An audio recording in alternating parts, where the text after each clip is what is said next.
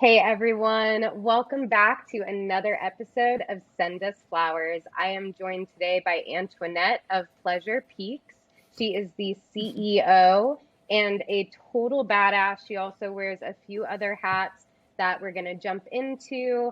You know, I love to always start this episode by sending someone flowers. I always think it's awesome to, send good energy forward. And so, who are you sending flowers to today to get us I love started? that. I'm sending flowers to my mom. She's amazing. She's like my best friend.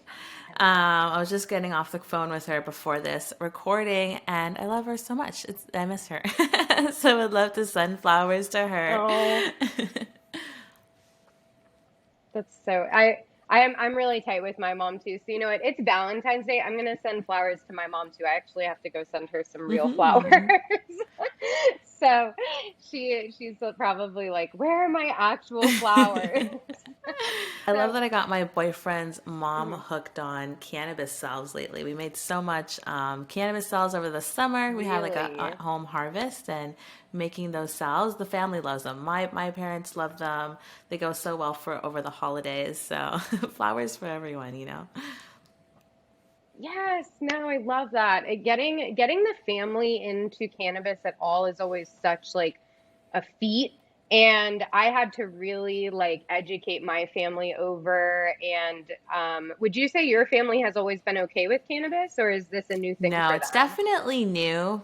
As they've watched my career, they've grown to see why it's so important. And I'm glad that Right, I was able to take them right. on the journey. But in the beginning, they were definitely like, what is going on here? This isn't, Yeah. the smartest or safest opportunity for me or things that I was doing. But I think now they are very grateful that I stuck with it.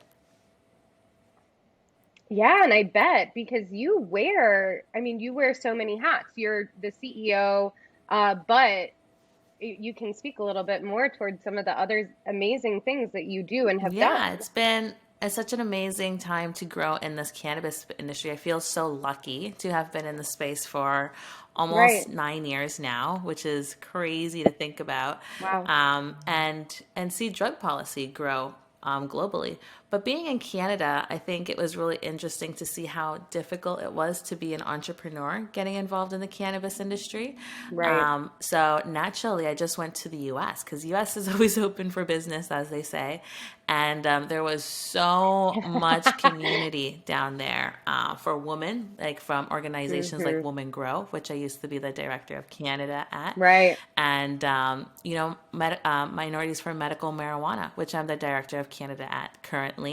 So I love that the U.S. is way ahead in terms of community and opportunities for entrepreneurship. So I was happy to launch my business there. I have a CBD pleasure line that I love so much, and it's been what I've been using to really raise awareness on these topics, which are so important to me, and why I started Pleasure Peaks today. Yeah. And so, how long have you now been leading Pleasure Peaks Yeah, for? since 2015. So a very long time. Before I was at Pleasure Peaks, I was a holistic nutritionist and I was an intern at a chronic pain clinic. And this clinic Oh, wow. had 5,000 patients. It was a really tiny clinic, but Oh tons my of gosh. patients were constantly walking through these doors. It was tiny. Um, but it was Yeah. so eye opening to see how many patients were self prescribing cannabis, using cannabis for their chronic pain Yeah. ailments. And I had hmm patients from Crohn's disease to MS to cancer to fibroids and to endometriosis. And it was just really interesting to see how many chronic pain illnesses just aren't visible. And I think that was the most shocking thing for Yeah. me at such a young age, was to know that there's so many people in pain and you just have no idea about it. You would never Yeah, know. and I think what was Yeah. even more shocking as I was learning was that the products that were available on the market today weren't they yes, maybe they were effective, but maybe sometimes they had bad side effects. Maybe their clinical trials weren't hmm fully conclusive. Maybe their clinical trials didn't even include women, you know. A lot of the times I just found Right. so Right. many interesting holes within the healthcare system for pain patients, but specifically when it came to sexual health ailments. And that was, the most shocking thing, that women's sexual health is the least funded area in the body, least studied area in the body. And I think that's crazy since, that's kind of where life comes from. And the stories that I would hear from my patients were shocking. These were stories where I would hear that people not having sex for years in married couples. Right. And, feeling that the pain is so excruciating to not even find pleasure in it at all, let alone orgasm, right? So Yeah. I think that there's Yep. what I would always say is if you don't have a healthy sex life, you don't have a healthy life.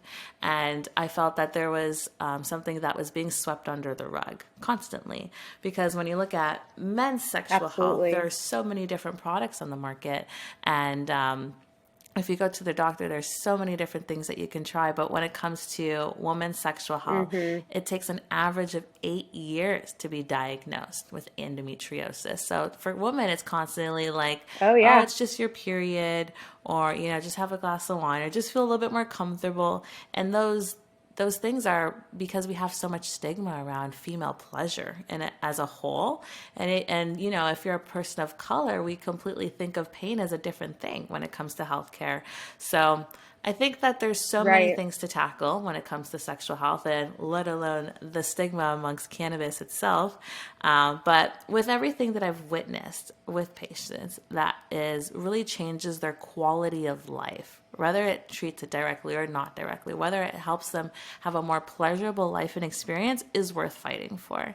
And I think that's why I continue to do what I do, because majority of these patients are in so much pain that they can't fight for themselves. And it's sad that we haven't dealt with this sooner, especially with how many people it impacts. Millions of people are suffering from these ailments, and there's nothing close to treatment on the market. So we're really excited to be at the forefront of this research and development, and it's been 8 years in the making, but it's been worth everything. That's incredible. For sure. No, I mean, selfishly, I was really looking forward to this episode because I have endometriosis and I deal with chronic pain. I've dealt with, it did take almost 10 years to be diagnosed properly.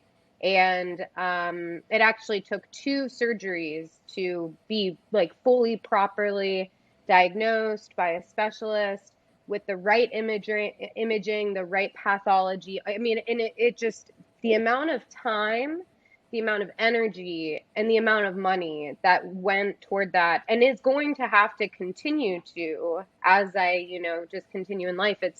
It's crazy. And the amount of people that, just like, I mean, there's a little bit more info now, a little bit more access now for endometriosis, but not nearly what there should be for, people of color, for Black women, for people who are trans, for people who are LGBTQ. I mean, add all of that on top of then just it already being impossible. There are too many people that are negatively impacted by this in a way that makes their quality of life such that it's almost impossible to actually live.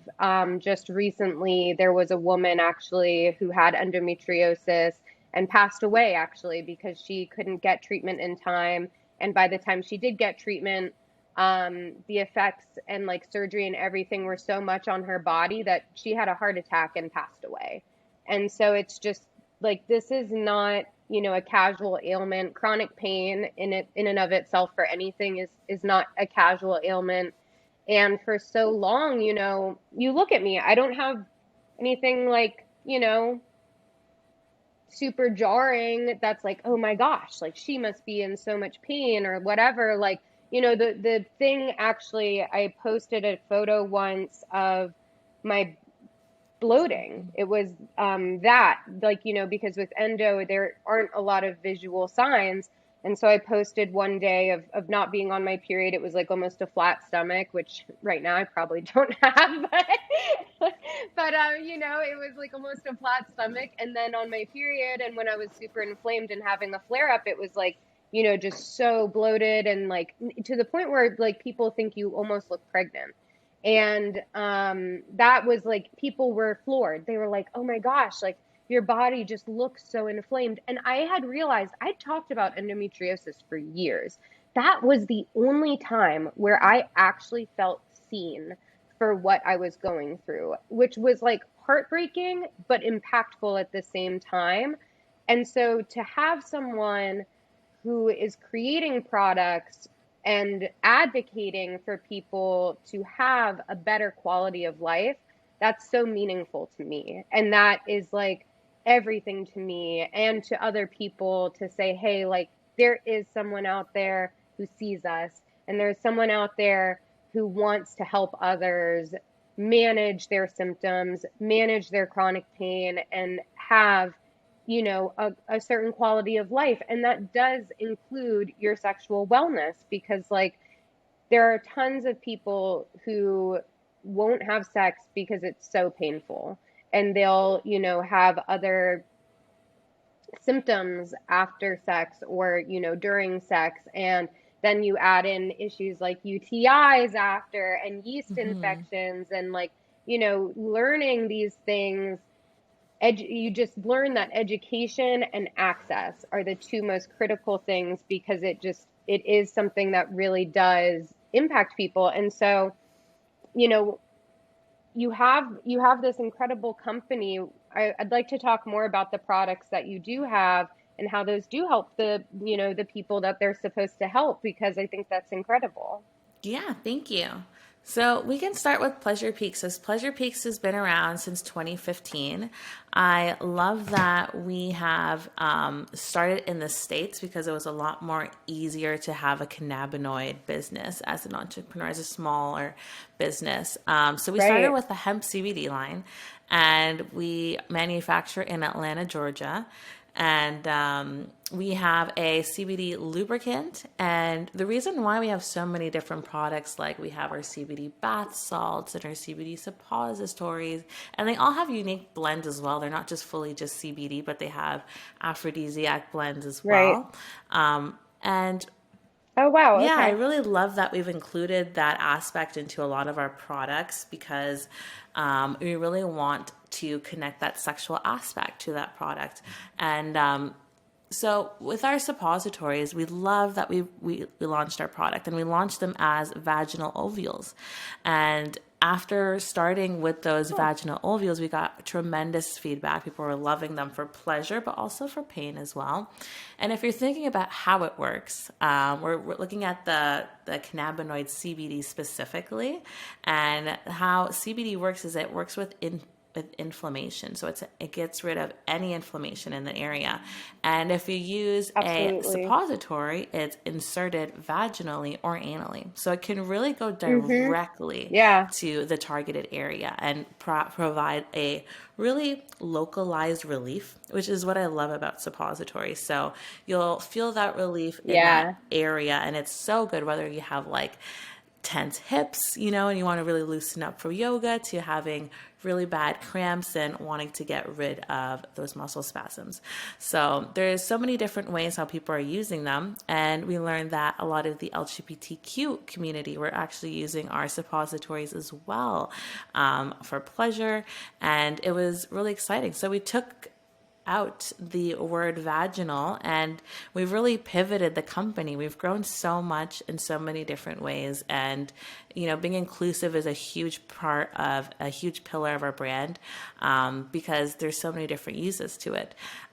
So it's been really exciting to learn. And something you touched on before, it's like it's so much more than endometriosis when it comes to sexual health.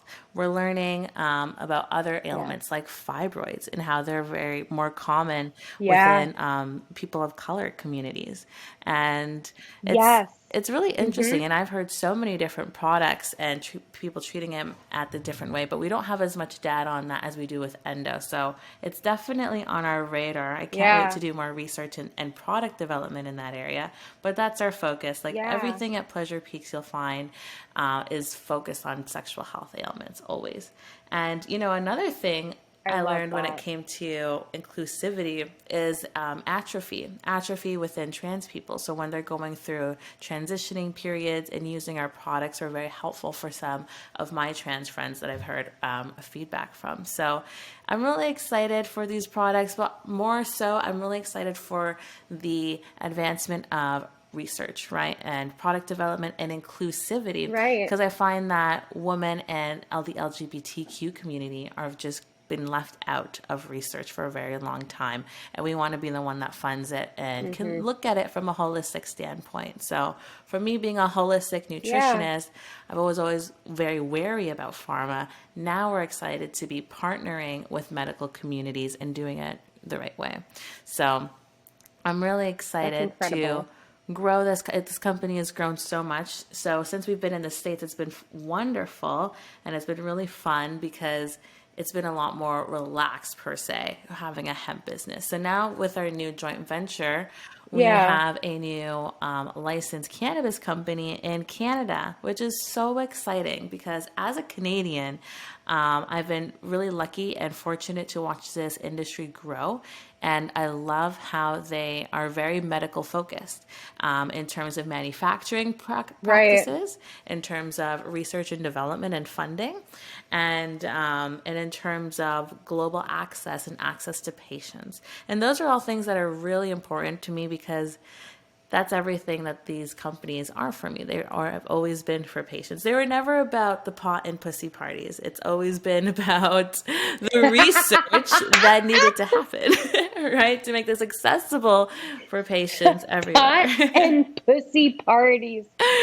There's so much of them. Welcome to the States. Welcome to, Yeah, exactly. They're all over the yeah. states and they're tons of fun. And I love to use them to get awareness out there. There's nothing wrong with that. But we do need to take the next Oh, step, yeah, no, right? for sure. And, do what's really right in healthcare. And that's where we want to stand. Both need to exist. Yeah, yeah, exactly. Both are important to exist. You need that, buyer to consumer situation, and it's great for like doing in a fun, more communal kind of environment. But I mean, the research is really key because that's how we move forward. That's how we move product forward. That's how we move those experiences forward. Because, as a person, I talk about this a lot, but like I come from the East Coast originally. And so it's really, really important for me to have access and that other people have access because, like, I didn't have access for a long time. I had no access to anything. It's, hey, you're going to wait around for an eighth. Maybe you get it. Maybe they come. You're going to pay like what some random amount. It could be $30, it could be 60. Like, and you got what you got. It wasn't like indica and sativa. You barely that. Like and so now that there's access to new products. Like I learned about CBD. I quit cigarettes. I stopped drinking. I was a lot more aware of the things I was putting into my body, distillate versus solventless. Like, there's all terpenes, all this wealth of knowledge, and an entirely different world was open to me. And so that's why I came into this industry, is because I had endometriosis. I was in the process of being diagnosed, and I was battling just horrific pain on a daily basis with a slew of other symptoms. And a lot of doctors really think that people with chronic pain are drug Yeah. seeking. They always think like, oh, you're just looking for opioids. And I had one doctor literally say like, would you consider yourself drug seeking? And I was like, I was like, what do you mean? I was like, I just told you I don't want drugs. I want to know what's wrong with me. Like, I don't, and I want to be able to treat it in a way that I'm not taking a Percocet every day. I don't want to take opioids. I've seen what that's done. I like, even, just today they came out with a report that the opioid crisis has progressively gotten worse every single year, especially with the effects of the pandemic. And it breaks my heart. It absolutely does, because I know, and it's the harshest reality, that if I did not have access to cannabis, I would probably be addicted to opioids. And to have other options and to have research is so, so crucial in this day and age. And so, you say that you want to do these different studies. Is there anything in particular that you're hoping to accomplish out of that? Or what would you say is something you're working toward as your first study? Our first study is to really put our formulations to the test. We have done a preliminary study on endometriosis, and we're finding that the 1-to-3 ratio is the best. So a 10-30, a 10 of THC and a 30 of CBD. So this is what we're finding. We want to do specific genetics now is the next step.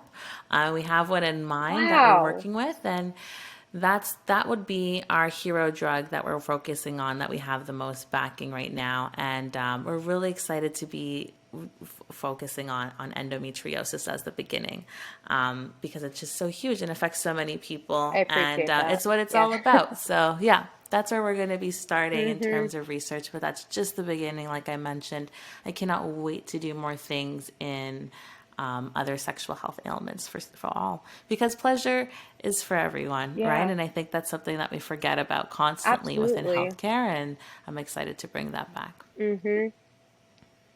Yeah, and that's why I say quality of life, because it is that improvement of your quality of life, quite literally. And so whenever there's something that can help improve that to me is what healthcare is for. It's preventative. It's learning, how can I enhance the life that I'm living to lead the fullest one possible? And I feel like that has been so lost, especially in US healthcare. And so I'm wondering, you kind of touched on it earlier, but what are some of the major differences you've seen in trying to operate in the US and in Canada, especially with that kind of more medical approach in Canada, where in the US it's definitely very brand heavy. I do see that continuing. So I'm curious, what has your experience been like with that? Yeah, I think that starting a business in cannabis and looking at the difference between the US and Canada is really hilarious. They are so different. They're drastically different, and they're right beside each other. And you would think they'd be working together, but that is not the case at all. So yeah, it's been really fun to work on both sides of the border, and they both have pros and cons. What I like about being in the States is, and what I do when I mentor students to start their own businesses, I always say that if you have a smaller budget in the States, it's really amazing to have an actual product line. If you're looking for something plant touching, the US is definitely a lot more affordable in that terms of access point. In Canada, I'm finding that it's almost like 1,000% more expensive on starting a business, like 1,000%, not like 200, like 1,000% more. Wow. To get a product line in Canada to get anything off the ground. It's incredibly expensive, but they're different. So if you wanted to start a medical cannabis company, I don't think the U.S. would be the right decision to make, because I don't think the U.S. has medical grade quality cannabis that we're really looking for in terms of a global access. And if that's what, I think we're all working towards, is global medical products like Advil and stuff that are, everywhere. So within that aspect, Canada is really the best place to be, because we already have those global networks with pharmacies globally and with those research heads globally. I really love what Australia's doing. They're not putting any medical cannabis product on the market, unless it's actually backed by a clinical study. And that's important, because I think a lot of cannabis brands are just slapping CBD or THC in a product and sending it out there. And I think there's nothing wrong with that in the recreational market if it's, sustainable and there's space for you. But in terms of the medical market, patients deserve more. And I think that's why I'm really excited about medical cannabis and the future of it. There are countries that are really having big pushback. France is doing a test right now. They are testing the market to see if it's even worth doing medical cannabis.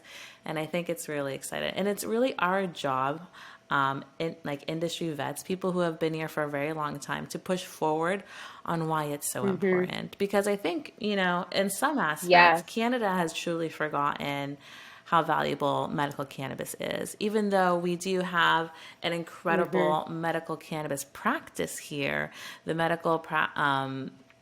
the medical network and actual business and access of patients is really, it's going down. It's not growing as it should be. I find that cannabis is a new product, so we should have Right. growing patients constantly for trying it Mm-hmm. for other drugs.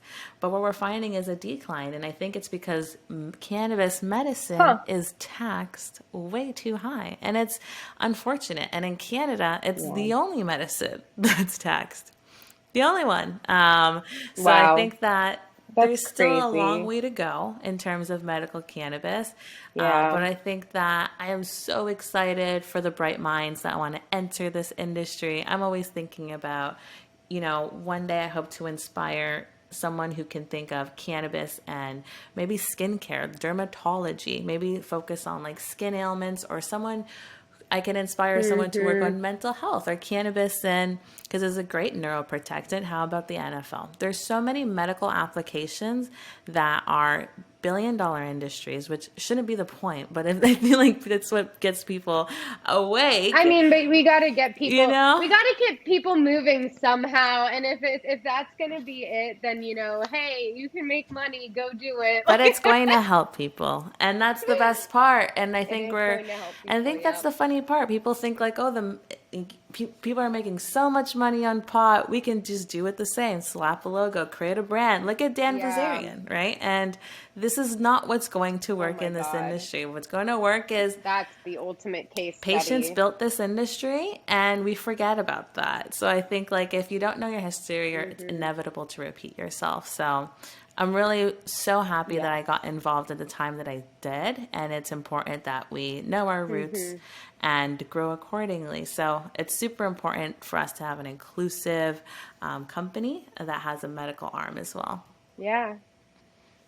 Yeah. Wow. I didn't know that about Australia either. That's really crazy. And like, it's fascinating to hear that because so many people would say that even in the States, it's still so expensive to start a plant touching business, but to even hear that in Canada, it's Same. actually more expensive, especially to go medical. That's crazy. I mean, it must be crazy money. And so when you had to bring together, the people to get Pleasure Peaks off the ground, like what was that like? And especially you mentioned, building new partnerships and stuff too. Like that must have been crazy. Yeah, I think if anybody really wants to learn from my experience, is that like I really started my own career out of cannabis and sex. And you guys can too, and whatever it is. But I really, at a very early age, I knew that this was something that patients needed as a holistic nutritionist. After that, Mm-hmm. I just really sought to go to as many conferences and learn from as many doctors as I could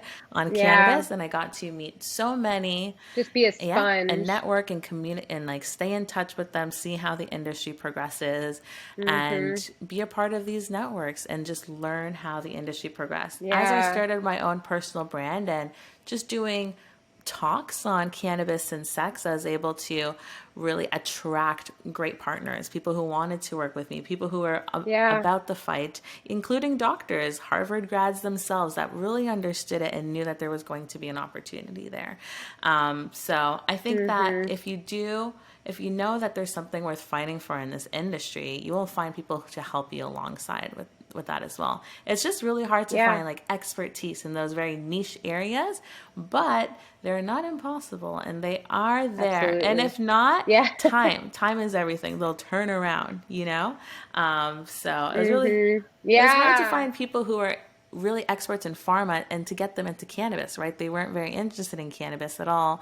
But the Right. few that were worth sticking around and now are loving it and pushing forward medical development. So those are the type of teammates you need and community to create within this industry. And I think I did it completely organically.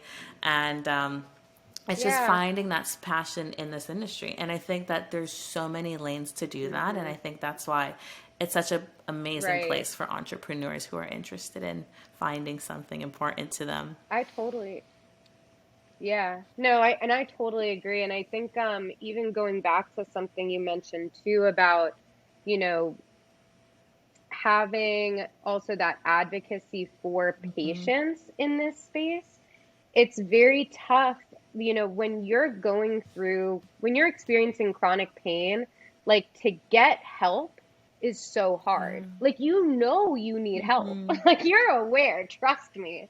But to actually put movement into that action is very difficult. And so a lot of patients just sit Yeah. in it because they're like, what is my next step? Like, how do I get help? And so, it's so crucial. And I have to remind myself of this too. And I know other people do as well. But like, when you're able to advocate, and especially when you're a patient who can advocate, it's really, really critical. Or if you're a person who's an ally of patients, like, it's so critical to have that, because it is so difficult for the actual patients sometimes to be able to move forward and do those things. And so also for you to be able to attract so naturally those partnerships and talent. Like, I'm a true believer that when you believe in yourself and believe in your mission, you will attract the right people and energy to push it forward.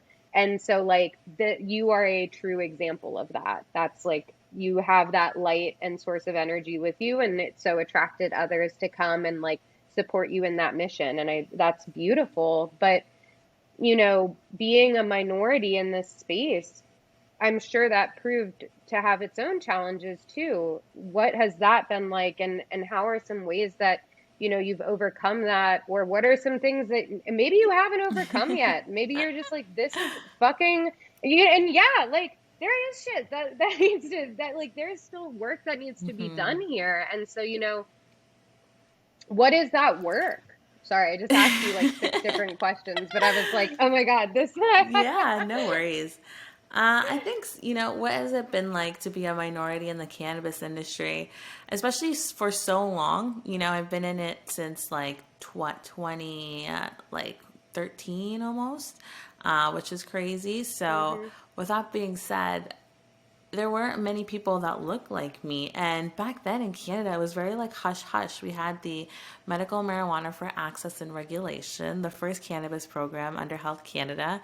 And that program was very weird. The program was basically like, if you had a doctor that prescribed cannabis for you, mostly cancer patients and veterans, you got a designated grower, and you got a grower to grow X number of plants, and you had access to pot. And this created this Hmm. loophole for compassion clubs to open up. And it was very interesting to see how some people just knew about how to get cannabis and get away with it, and some people couldn't, right? It's always two sides of the thing. Right. One's medical and they can get away with it, and then one's in, a minority Absolutely. centered community, and they're completely getting incarcerated for it. Personally, my Yep. grandfather was deported for cannabis as a Rastafarian. I didn't learn that until later Really? in life, which I think is so fascinating now. Um, and my dad, Wow. unfortunately was like a product of the war on drugs and constantly like battling that system. And I think, for me to see so many people struggle with drugs and be just going through the war of drugs, unfortunately, specifically for minorities in my family, it was very, very sad. And yeah, I've had a very negative connotation about drugs. I even had a negative connotation about weed for very long. Cannabis itself, I always thought it was just for people to get high. It wasn't until I was learning holistic Hmm. nutrition and learning that food is healing, herbs are healing, plants are healing, plants, including cannabis, are very healing. And we just need to know how to Hmm. use them safely, right? And I think it was just Right. very eye-opening, slowly, gradually, to finding myself and my self-identity being in this space. After being very young, I was like 21 trying to start my business.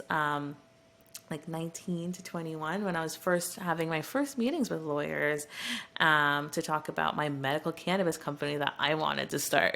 So young. And yeah, these people never took me seriously. I was just like a very young woman of color. Hmm. I needed to, feel that I needed more things, and I had to grow my career a little bit more. And I Right. did things so other people felt more comfortable, even though I wasn't comfortable.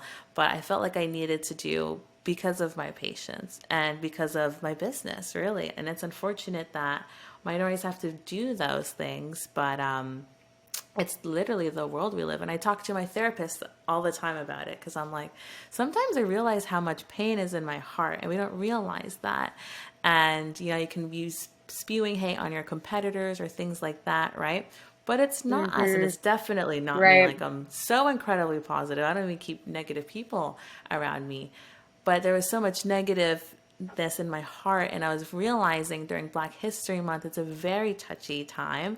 It's all about Black history, Of course. and Yeah. for minorities like myself, it's really hard to get our business up, and it's very touching, right? So it could be a lot, and it's so much.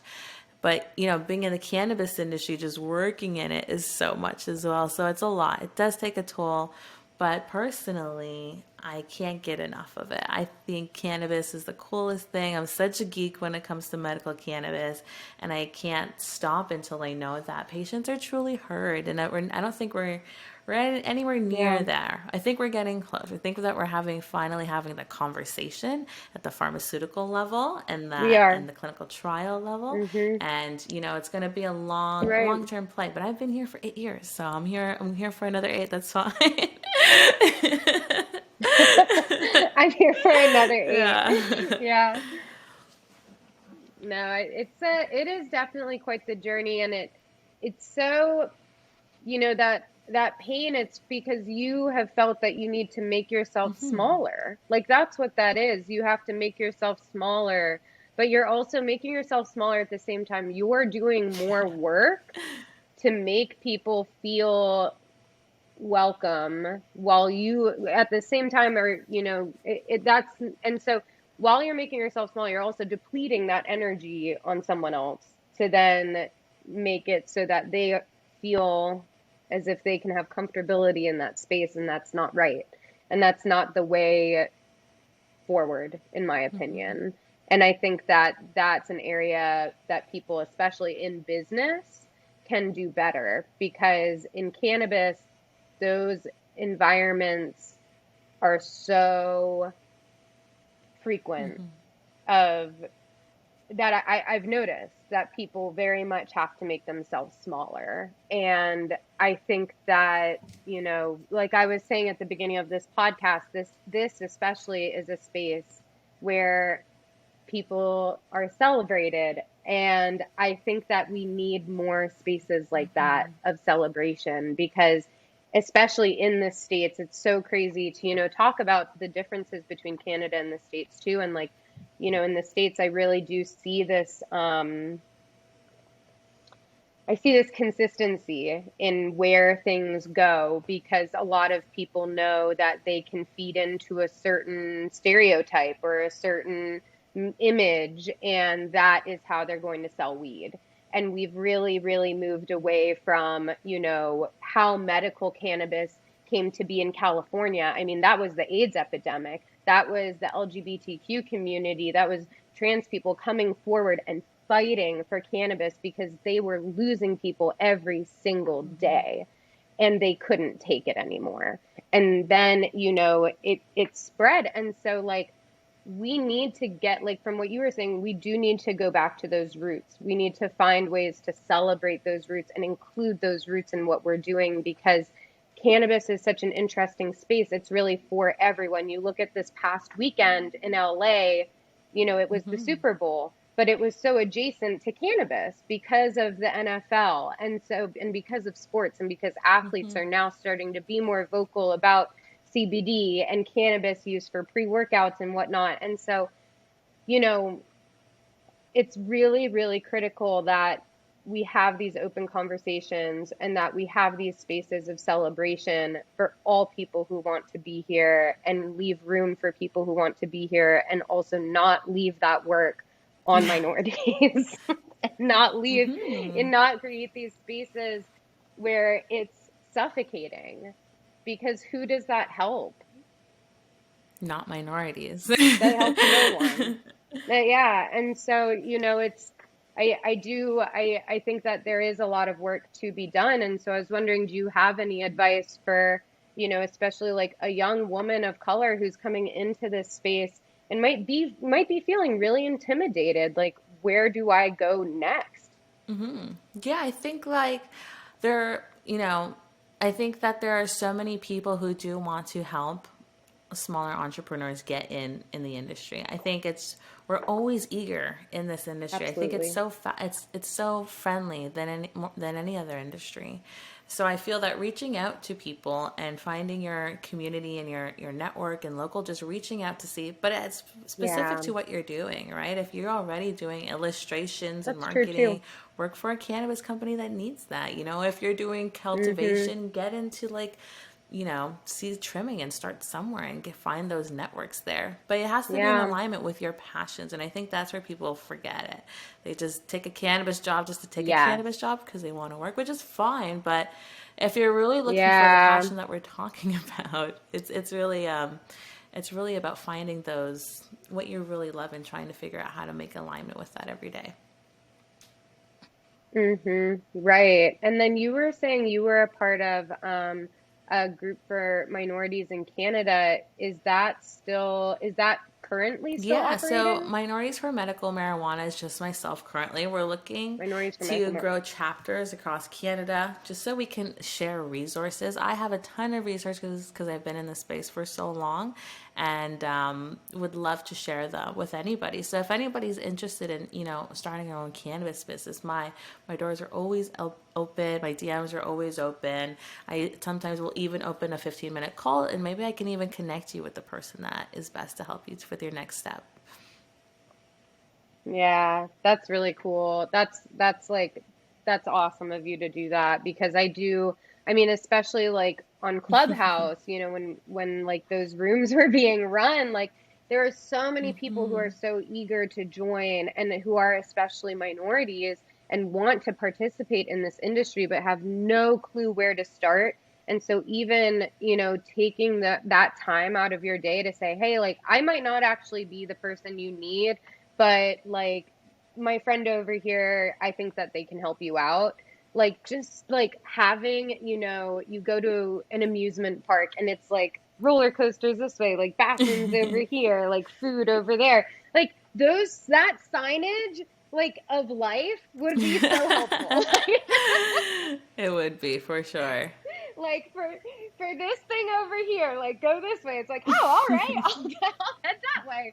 But I think so many people even get lost in that moment of like, well, who do I go to next then? Or like, what is that next phase? And I really saw that through Clubhouse, which I mean feels obvious, but wasn't until I had that experience. And so yeah, I think you being able to take time and give direction to people, that's a gift. Like that is an absolute gift. And I mean, I should actually probably open that up too, ever since, I mean, we don't do the Clubhouse rooms anymore, so that outlet hasn't really been there for a lot of people. But like that I'm like floored because that's a huge gift of time to people and direction. And I find that people, that's what they need most in life, is that little push for direction and the next person who can help them in that baton pass basically of life and networking. But yeah, that's really It's incredible. like what I like to say This has been is an like do what you mhm, can with what you have where you are, right? And if you can just do that, you're doing the yes, most, and you're making a difference, and you're being a part of yes, change, right? And yeah. yes. No, isn't that such a like that, especially on this podcast, has already been such a theme is that, everyone always asks, like, how do I get started? And they see people who seem like these overnight successes, but like they don't see that I have my laptop stacked on 3 books and a box from Amazon. And it's like, the mess of the outside and the 90 calls I'm gonna have to get on after, like they don't like a lot of people don't see that background. And I don't know what that is, but like, just start. It's going to be so ugly to begin with, and that's okay. Like it's okay to like make mistakes. It's okay to fail. Like that is what is the thing that you have to change your mindset so that you let that failure push you forward instead of halt you and be another hurdle that you have to overcome. Because like once you just get in the groove, like things are going to get better. You'll start to see like, hey, I need maybe a better stand for my laptop, or I need a better mic, or I need like, different lighting, or whatever those things are like for you. That was like for me in my podcast.